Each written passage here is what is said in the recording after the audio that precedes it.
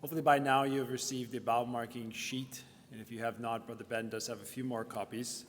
But that Bible marking sheet that you have in front of you and that is there on the screen, we're going to use to sort of enliven some tactile learning tonight, because after all, it is a late evening program, and we all did go to the beach, or at least a good chunk of us. So we want to make sure that we sort of enliven some of our mental stamina as we look at this topic tonight.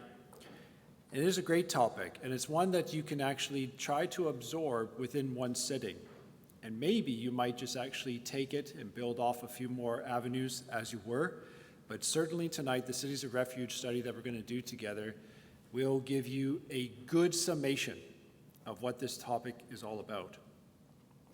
And as I write with you on the screen, I encourage you to also write along on your sheet. And that way you can take it home and you can Bible mark it somewhere suitable in your Bible, wherever you so choose. But at least this will almost be like a resource for you under the topic of the Cities of Refuge.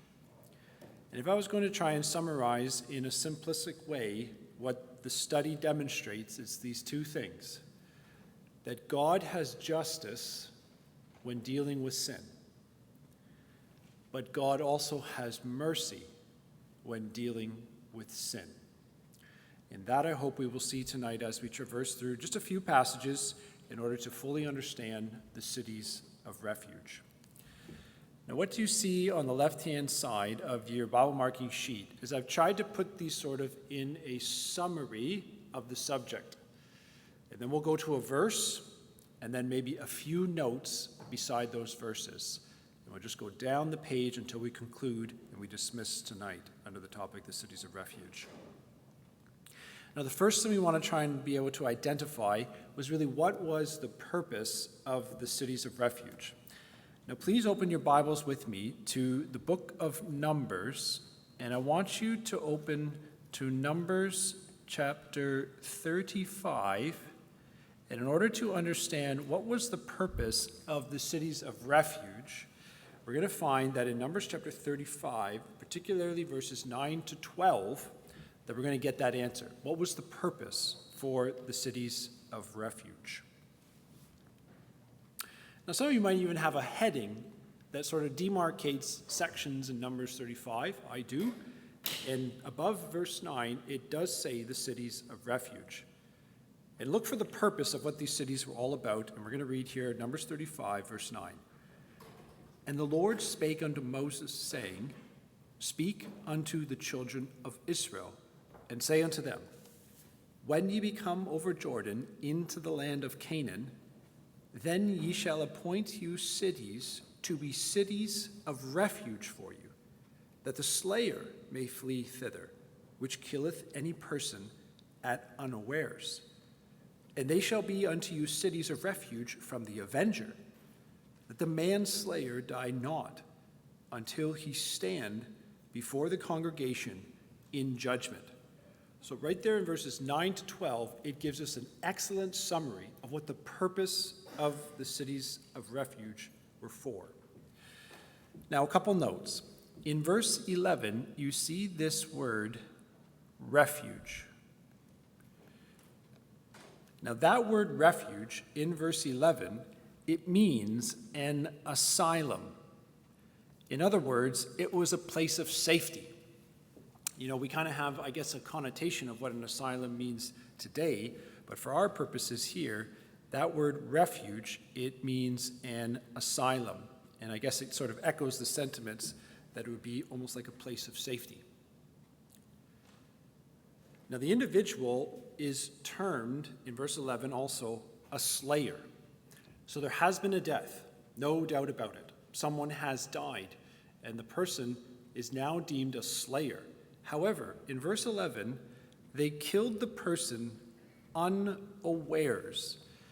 Now, also that word, unawares, in verse 11, what that word means is by mistake. So they clearly did not intend for someone to die. They were in a scenario, or they were in an environment where tragically the outcome was that someone did lose their life. But they did it by mistake or in error. In other words, they did not go into the scenario or the situation thinking that they were actually going to cause the death of an individual, okay? So along with the purpose of the cities of refuge here in Numbers 35, verse 9 and 12, what we've identified is there was going to be a place that would serve as an asylum, a place of safety, and it was primarily determined that the individual who could go and seek out this place would be someone who killed a person unawares or by mistake and in error.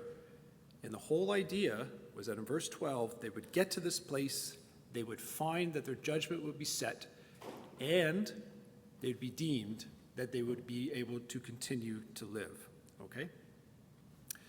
So let's just say that someone was in this scenario. The next thing you'd want to know was, what's the placement of these cities of refuge? If there are these places, I need to know where their places are. Now, come with me to Joshua chapter 20, and we're going to just move forward, and we're going to try and answer the idea of what was the placement of these cities of refuge. So you come with me to the book of Joshua, and we're going to go to Joshua chapter 20, and we're going to read from verses 7 to 8, all right? And there in your notes column, what I want you to do is write C map. Because we're going to do a little sort of like creative tactile learning tonight as well, which certainly should enliven the brain. And if you have different colors, go for it. But what we're going to do is we're going to look at what was the placement of these cities of refuge. So we're here in Joshua chapter 20, and we're going to read from verse 7 and 8, okay? Now just count how many cities of refuge there were. Verse 7 of Joshua 20. And they appointed Kedesh in Galilee in Mount Naphtali, and Shechem in Mount Ephraim, and Kirjath Arba, which is Hebron, in the mountain of Judah, okay? Now, what I would like you to do is sort of come to your map on the right-hand side, okay? So you have your map on the right-hand side, and what I've done is I've done sort of a freehand form drawing of the landscape of Israel, very rudimentary, of course, but on the one side of Jordan, the west side, there was going to be appointed 3 cities, okay? Now, what you notice is in verse 7, we were given Kedesh in Galilee. Now, this location of Kedesh is right about there.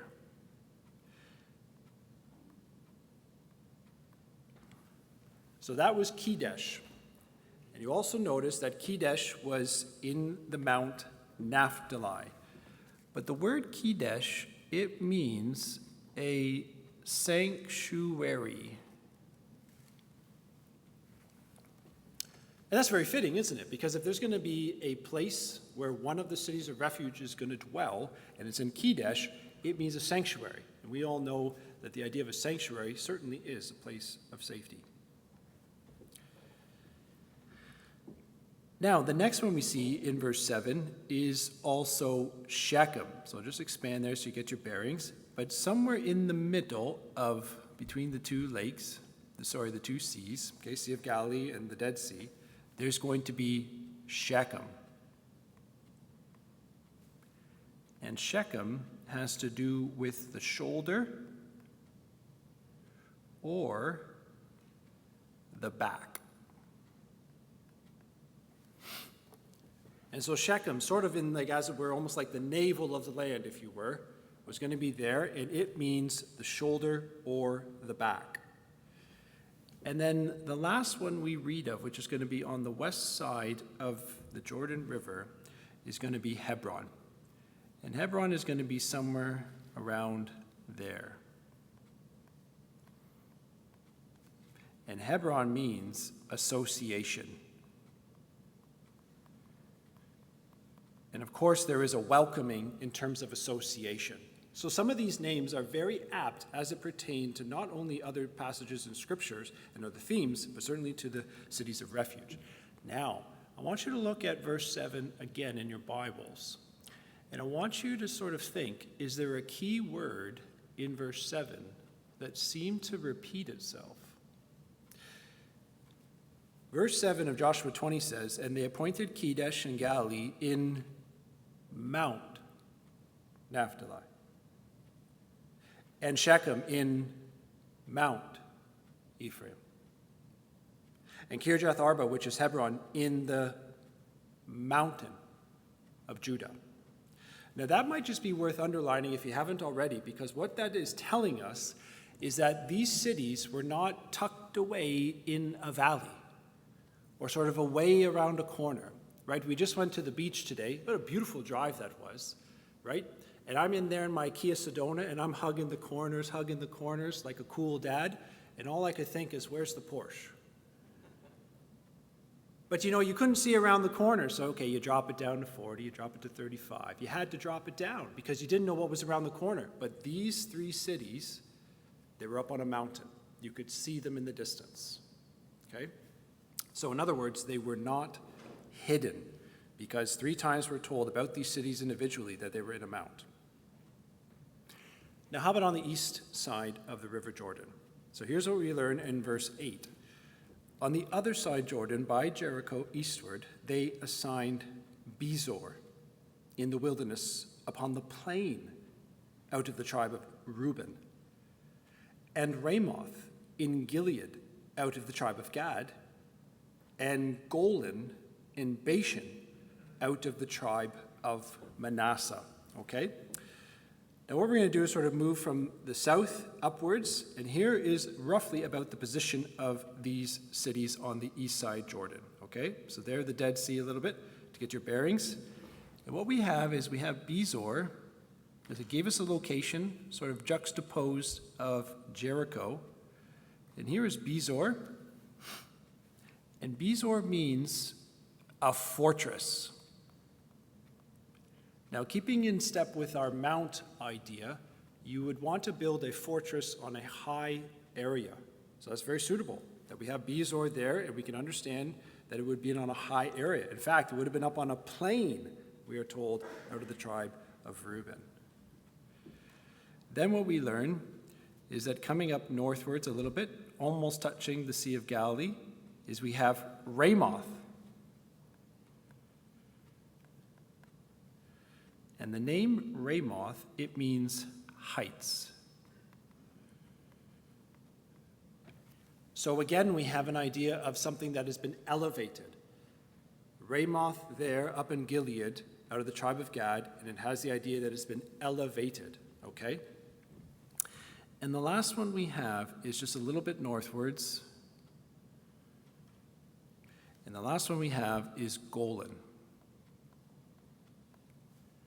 And the word Golan, it means rejoicing.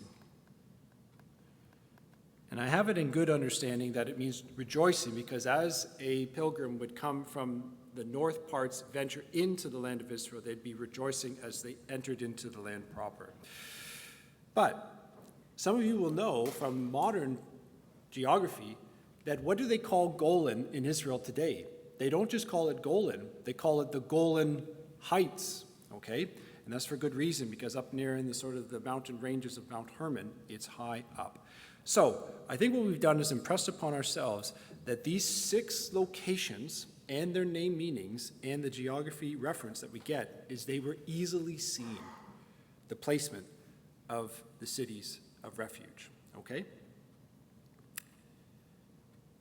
So what we've uncovered so far is the purpose, that there was to be these places for safety, for those that did kill a man, but it was by mistake or in error, and there was to be 3 on one side, high up on mountains, 3 on the other side, high up on mountains, easily to be seen and easily to be accessible.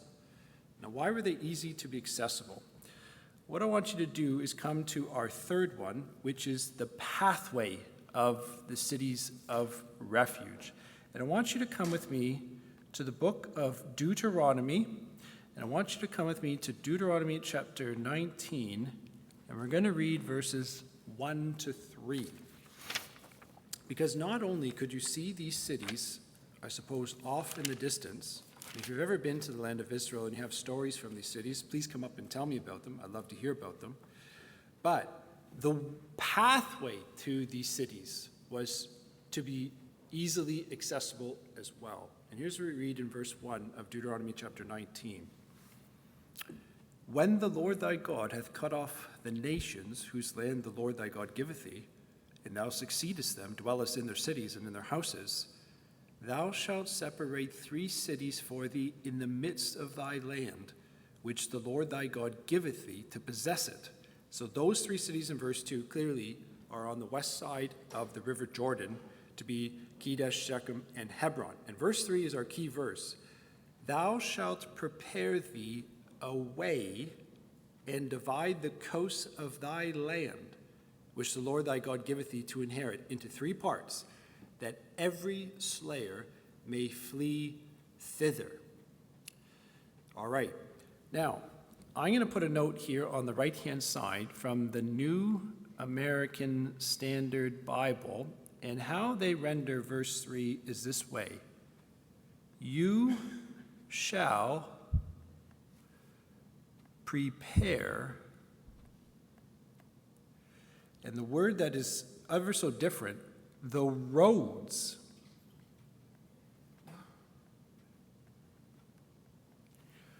So when we read in verse 3 of the King James, thou shalt prepare thee a way, that's fine, that's suitable, that gives us an idea. But the New American Standard Bible actually gives us a little bit of a better visual picture.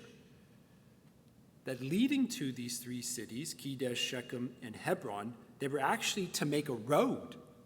There was to be a purpose in this pathway, so it was easily accessible and people could move freely on this road to get to the city. And you know what it's like. If you go into sort of the bush, or you go to a cottage, or you go up to Manitoulin Island, you know, the pathways have been easily trodden over many years of people walking. But boy, you try and go through the bush, you know, it could be tough sledding. So imagine you're trying to get to the city and you're trying to go through the bush and the Avenger of Blood is on your tail. I mean, you might not make it. So not only was there a purpose for the cities of refuge, there was a placement for the cities of refuge, there was an easy pathway or road for the cities of refuge. Now, this is one of the lovely parts about the cities of refuge, and I want you to come back with me to Numbers 35, because who was going to be using these cities of refuge? And you might be surprised as to who they were available to. So come back to Numbers chapter 35, because in verses 13 to 15, we're going to actually see that the cities of refuge were not just for those of Israelite heritage. And here's what we're going to find in Numbers 35, verse 13 and 15. Now notice, you're going to see 3 pretty distinct groups of people that make up the peoples of the cities of refuge. Verse 13 of Numbers 35. And of these cities which ye shall give, 6 cities shall you have for refuge. You shall give 3 cities on this side Jordan, and 3 cities shall you give in the land of Canaan, which shall be cities of refuge. And notice in verse 15, you should see 3 almost distinct groups of peoples that were meant for the cities of refuge. Verse 15 of Numbers 35. These 6 cities shall be a refuge for the children of Israel, for the stranger, for the sojourner among them, that everyone that killeth any person unawares or by mistake or in error may flee thither. Okay, so you probably saw that they're demarcated by the word for the children of Israel, for the stranger, for the sojourner, okay? Now, what do we have here? What I recommend is you maybe do like a 1, a 2, and a 3, because there's going to be 3 distinct groups, okay? So the first one, that's going to be, as we have it there, they're going to be the children of Israel. Okay? And those are born in the land, to put it as a summary. Now, the next group that you see is going to be the stranger.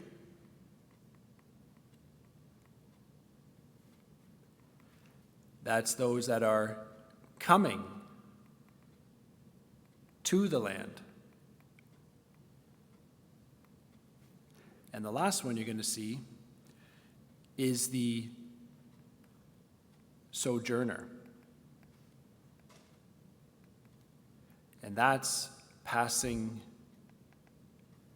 through the land. So no matter who you were, you might be an Israelite through and through, born in the land of the stock of Israel. The cities of refuge were for you. You might be a stranger, maybe brought in somehow to the commonwealth of Israel, as it were. The cities of refuge were for you. You might just be visiting, passing through the land, and the cities of refuge were for you. Okay? Now that's going to be ever so important as we sort of come down to almost a focal point of the study of the cities of refuge.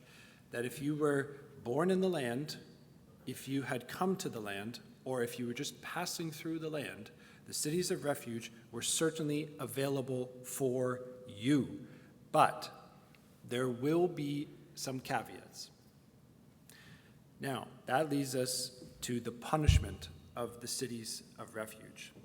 Now, we're going to stay right in Numbers 35, but what we're going to see is in Numbers 35, verses 16 to 21,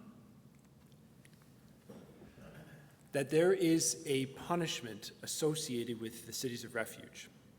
Because so far what we've seen is there's a slayer, they killed a man by mistake or in error, and they fled for this place of safety, the asylum. But that's not every scenario that might pop up as it pertains to the cities of refuge. And here's what we see in Numbers 35 and verse 16. And if he smite him with an instrument of iron, so that he die, he is a murderer. The murderer shall surely be put to death. Now, right away in verse 16, you notice we've been introduced to a new term. It's not so much a slayer or someone who has killed someone by accident or an error, but you notice in verse 16, this is a murderer. And I'll give you sort of a modern day analogy, and obviously this is going on throughout all history of wars. But if someone were to take the life of someone on the street, we call that murder. But if someone were to take the life of someone in a war, we call that killing. And our current justice system demarcates between what is acceptable under those different environments. One, it's deemed murder. In the arena of war, it's deemed killing. And what we have here is in verse 16 to 21, I'm going to encourage you to either put an underline or a circle around this word, murderer, because it's going to help us to demarcate that though the cities of refuge were there and they were available for everyone, it depended on the circumstance. And the circumstance here in verse 16 to 21 is going to deal with the individual who is a murderer. And you'll notice this word is going to pop up numerous times. So twice in verse 16 we have it, murderer and murderer. Verse 17, and if he smite him with throwing a stone wherewith he may die, and he die, he is a murderer. The murderer shall surely be put to death. Or if he smite him with a hand weapon of wood wherewith he may die, and he die, he is a murderer. The murderer shall surely be put to death. The revenger of blood himself shall slay the murderer when he meeteth him, and he shall slay him. But if he thrust him out of hatred, or hurl at him by laying of weight that he die, or in enmity smite him with his hand that he die, he that smote him shall surely be put to death, for he is a murderer.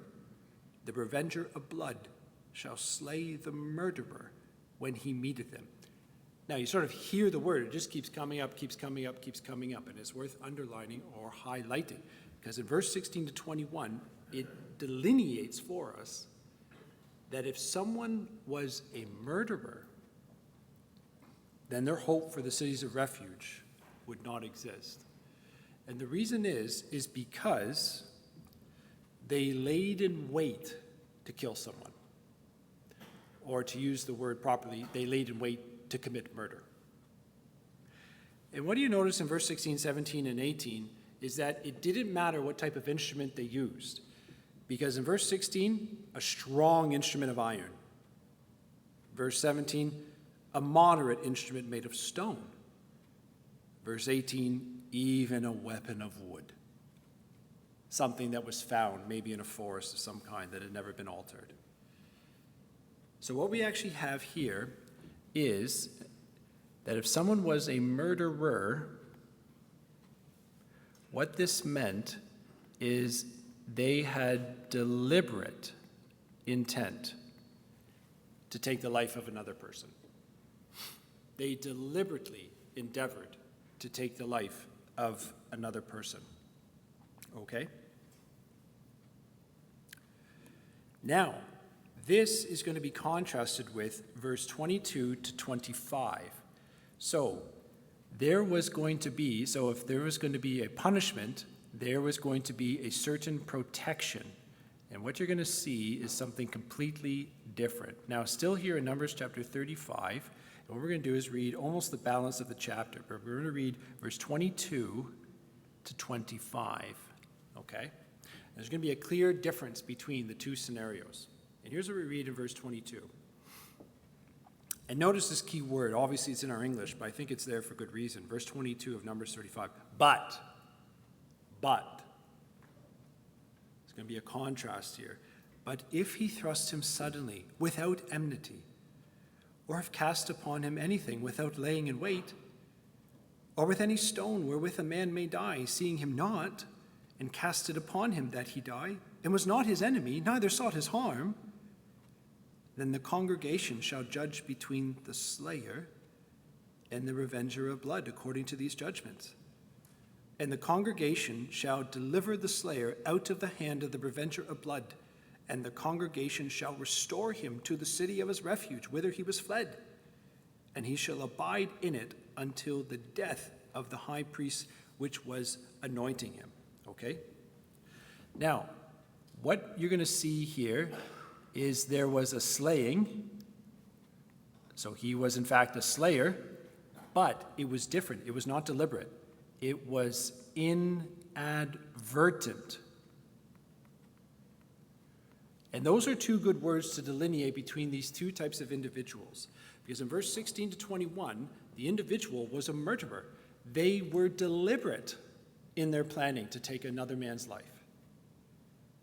But in verses 22 to 25, though still a slayer, because someone did die, it was inadvertent. They had no premeditative intention for someone to die in that scenario.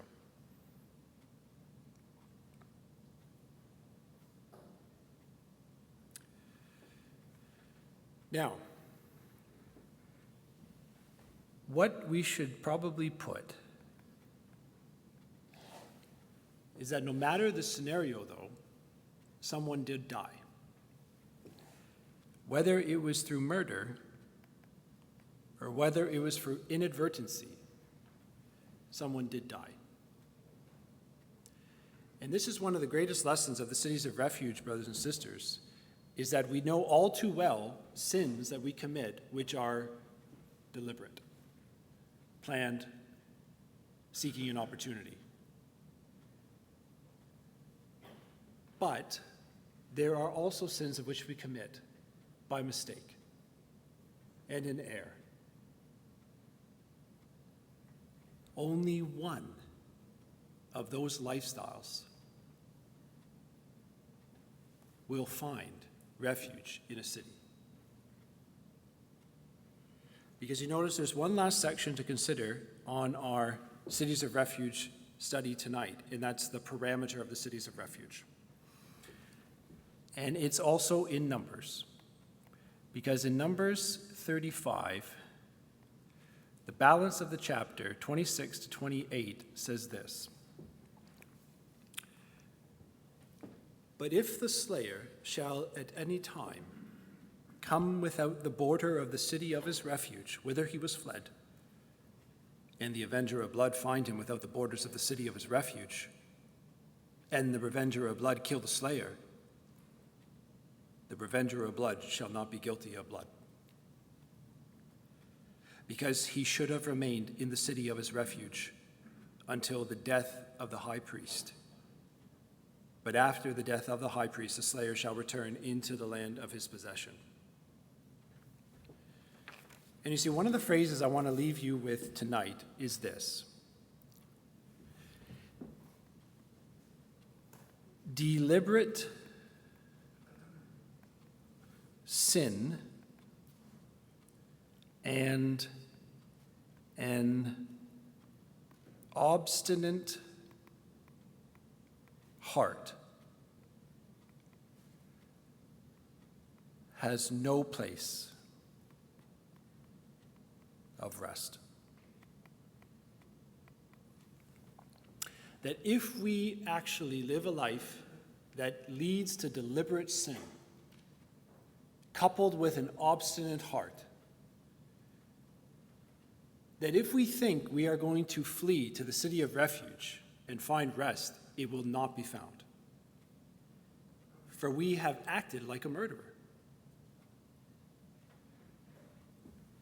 But in contrast to that, inadvertent sin and a contrite heart